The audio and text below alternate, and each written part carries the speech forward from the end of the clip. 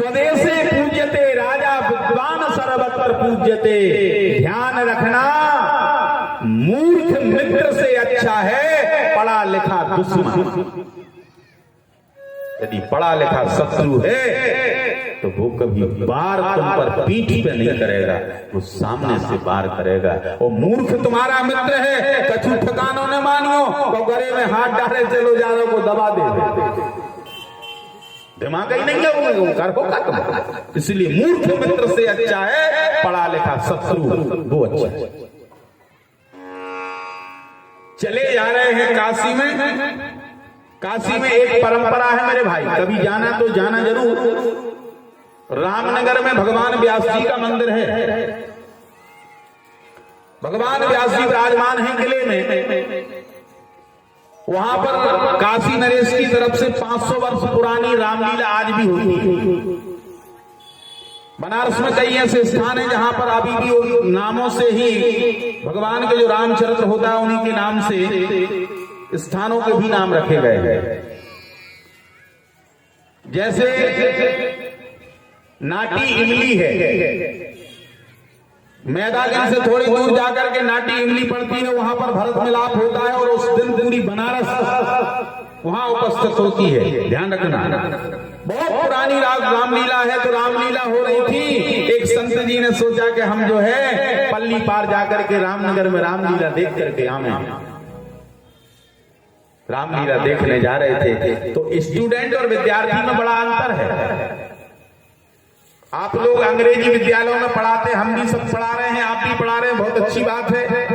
व्यक्ति को हर भाषाओं का ज्ञान होना चाहिए, इंग्लिश का ज्ञान होना चाहिए, हिंदी का हो, संस्कृत का हो, हर चीज का ज्ञान होना चाहिए। परंतु एक बात ध्यान रखना, स्कूल में पहले जाकर के मौनों देखो,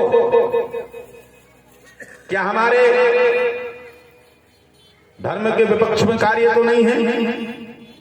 क्या हमारे ईश्वर से लगी हुई प्रार्थना बोली जा रही है यहाँ के नहीं बोली जा रही?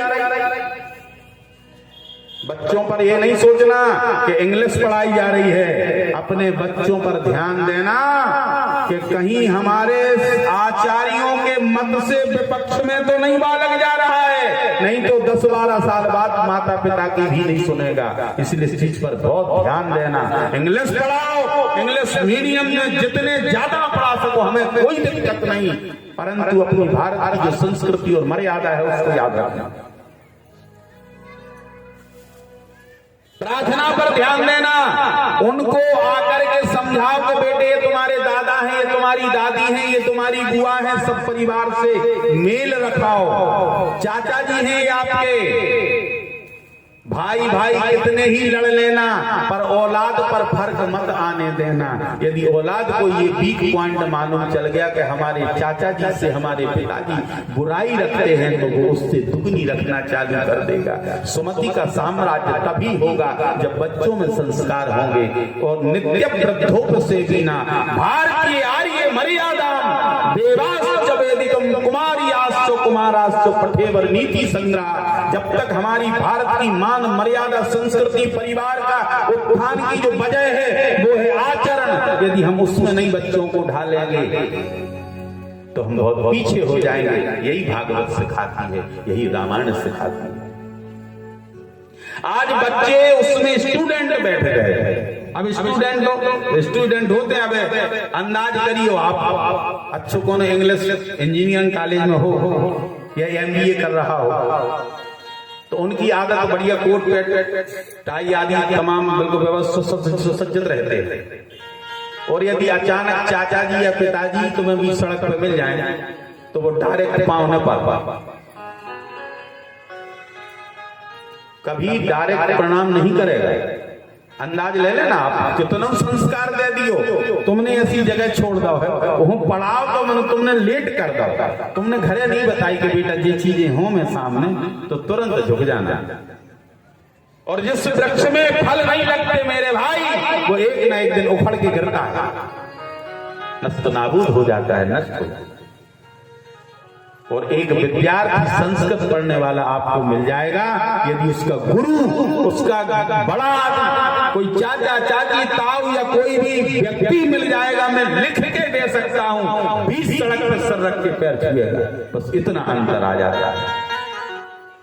तो पहले बच्चों को संस्कार दो, अपने भाइयों में बंद रहे, परिवार में समझाओ, बेटा ये हमारे पिताजी हैं, ये तुम्हारे ताऊ हैं, इनको प्रणाम करना। अब प्रणाम भी तरीका होत है, अब झुको नहीं चाह रहे, अंगूठा के पांव परे जा, प्रणाम करी जाए चरणों में। अब तो कबू घुटना कछु दिन में गाल में मार है, तुम तो देख ली। अब तो ऐसो करत जा रहे, फिर आहें दे लो, फिर दे कन पट्टा पे पांव की भर के दी। तो ऐसे इज्जत चाहो सो अब इससे व्यवस्था बना ले, न आगे चल के न रोक पे हो, कैसे भी इतने बलिष्ठ कौन है कि तुम्हारे बस की बात नहीं रहे। मेरे भैया, शत्रु को भी पास में बिठाना सीख लो। निंदक नीरे राखिए, आंगन कुटी छवाए, तो बिन पानी बिन सावना, निर्मल करत सुहाए। अरे यदि शत्रु से भी 10 बार एक बार झुक के तो देखो मेरे भैया। अरे हमारी तुम्हारी जैसे कछु बुराई हो गई तो कछु सिर काट लेगा।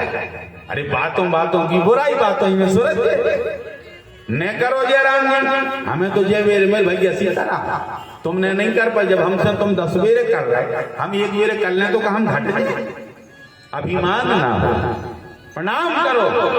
जयराम जी भैया जय गोपाल की 1 बार 2 बार 10 बार 20 बार 21 बार ऐसा है कि वो हाथ जोड़ के कहे भैया गलती हो गई यार। पर तुम में ताकत हो, तुम में खूब आ जाओ। गंगा में नाव में बैठे हैं संत जी महाराज, बड़े सिद्ध संत थे। स्टूडेंट बैठ गए तो कौन चुटैया काने, अरे महाराज भेजा रंग बिरंगे कपड़ा पहने हो, बड़े लंबे लंबे बाल हैं, कोई कपड़े खींच दे, कोई चोटी खींच दे। सिद्ध संत दे आकाशवाणी हुई, हे महाराज यदि कहो तो नाव को पलट दे। इस प्रकार की धृष्टता करने वाले ये विद्यार्थी, संत ने आवाज नहीं, कुछ नहीं बोला। दूसरी बार फिर उसने चोटी पर खींची और फिर आकाशवाणी हुई, हे महाराज कहिए तो नाव पलट दे। संत ने कुछ नहीं बोला, मौनम विधेयम, मौन रहा। तीसरी बार जब फिर वही काम किया, फिर आकाशवाणी हुई, हे महाराज आप आज्ञा करो, कहो तो नाव पलट दे। संत जी हाथ जोड़ करके खड़े हुए और हाथ जोड़ के भगवान से प्रार्थना करते हैं, हे गोविंद, हे आकाशवाणी करने वाले परमात्मा, यदि आप हमारा हित चाहते हो, बार बार आप यही संबोधन कर रहे हो कि कहो तो नाव पलट दें, कहो तो नाव पलट दें। यदि नाव की वजह हम आपसे एक ही प्रार्थना करते हैं, यदि इनकी बुद्धि को पलट दोगे तो कल्याण हो जाएगा, और नाव के पलटने से कल्याण नहीं होगा दीनानाथ, बस यही मेरी कामना है। सर्वे भवन्तु सुखिनः, सर्वे सन्तु निरामयः, सर्वे भद्राणि पश्यन्तु मा कश्चित् दुःख भाग् भवेत्। इस दुनिया के अंदर कोई भी सुख की प्रार्थना नहीं करता, यदि करते हैं तो सिर्फ गुरु करते हैं, और उस गुरु के कारण ये विश्व सुरक्षित है। बुद्धि पर वार करता है, क्रोध मत करो। यदि तुम क्रोधी हो तो अगला तुम्हारा शत्रु यदि समझ जाएगा कि इसे क्रोध आता है तो तुम्हारे वीक पॉइंट पर वार करेगा। इसीलिए शांति सबसे बड़ा दुनिया का शस्त्र है। एक बार सहन करके देखो, विजय तुम्हारी होगी। आइए सभी मिलकर के भगवान के गुणानुवाद गाएं। इस प्रकार पूतना का वध किया और भगवान ने उसका उद्धार करते हुए अनेक अर्थियां बनाई। उस अर्थी से बहुत सुगंध निकली।